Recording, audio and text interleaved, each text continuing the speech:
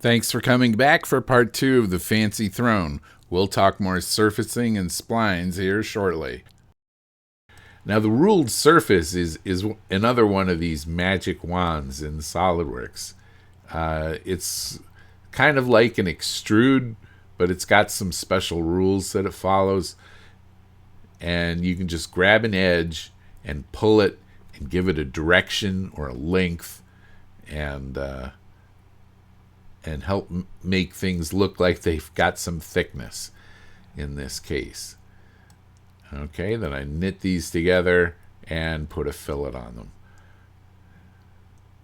them. I've got starting out with two relatively disconnected parts, but to me, these are some of the most important shapes that I need in this model. And along with some of the pads for the seating, the cushions. Sometimes I will save one of the hardest shapes for last, but in this case, I went right at it. So the swan in this case is, in my estimation, was probably the most difficult thing to model here.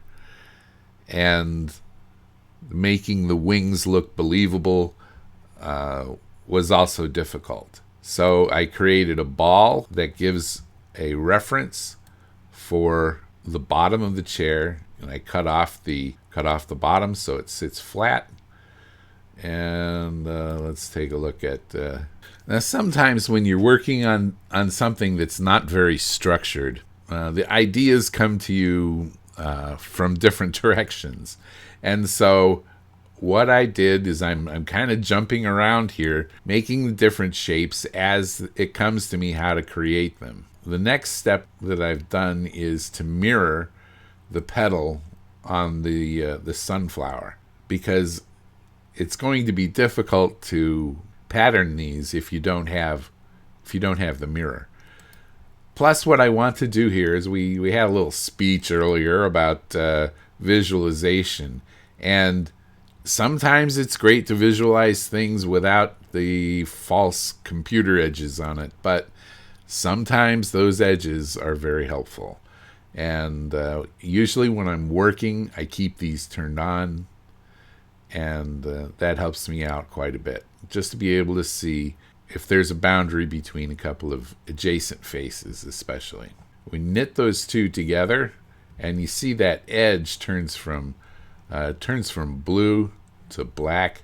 I'll roll this back, and there's blue, and here it's black.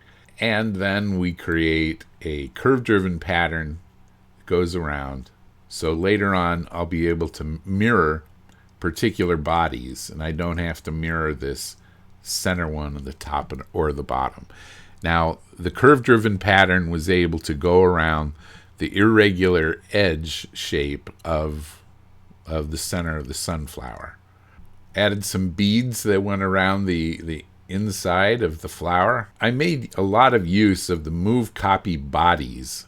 This allows me to create the shape that I need, even when sometimes it's not creating technically the correct surface or solid bodies that I might need.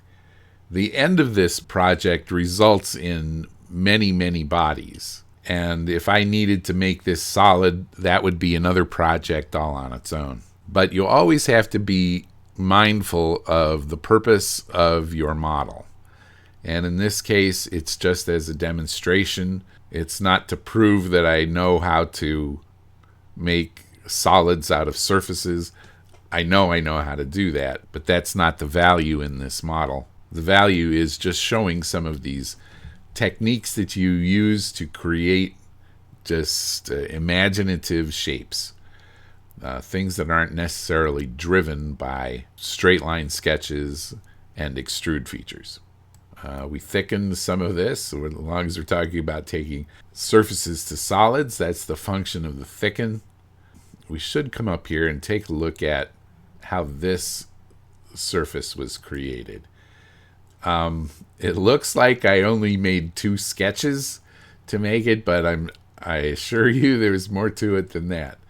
The first is I made an outside an outside and an inside shape, similar to how I made the back of the chair. And these are all 3D splines, and there's a lot of rotating the model, spinning around, moving points together, moving points individually. And then these two edges were used as guide curves in a boundary surface that made use of multiple cross sections. And this is taking these cross sections between the two guide curves that were in there, allows me to get this shape all in one go without having to create it and then trim it back. Sometimes that's a good technique. Sometimes you want to make it in a couple of steps. All of these little balls are just revolved and then patterned around, or the body's been moved or copied. And up here, these are just half spheres because the model is going to be mirrored in the end. These layers of wood, the different thicknesses, were created by first offsetting a surface and trimming it and then thickening it.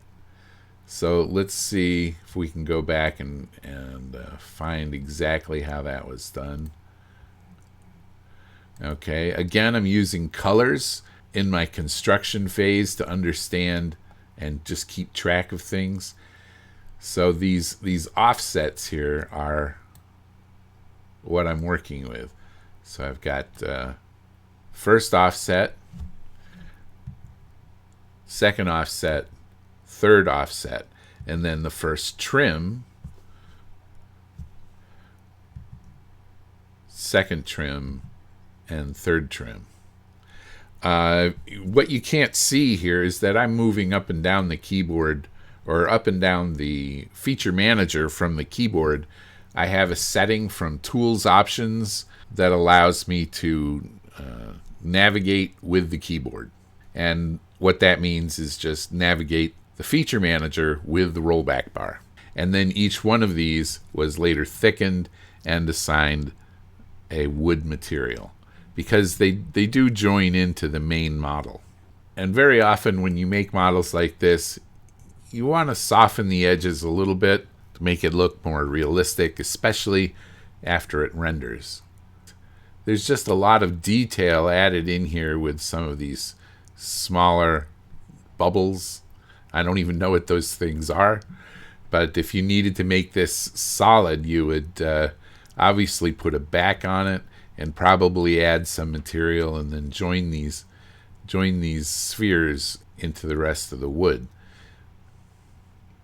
And then CNC this shape out, making sure obviously that there's no undercuts in here, and that's really a part of the difficulty. Okay, let's see what else we can do. I put a sweep around the base of the seat because I wanted to have this angled somewhat or on a curve. I made a revolve to give the crown of on the top of the cushion, and you do this with a big radius usually, so my center line is way down here. And then you trim it all back to make it work together. Put some fillets on it.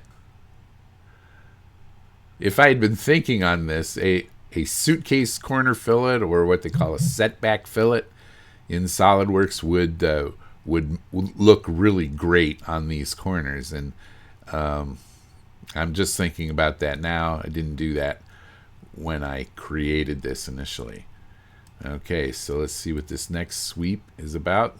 I put a little bead around the top of the cushion, the way you'll often see a bead around cushions like that. So just to add a degree of reality to it. Thanks for watching part 2 of Building the Throne, and please come back for part 3.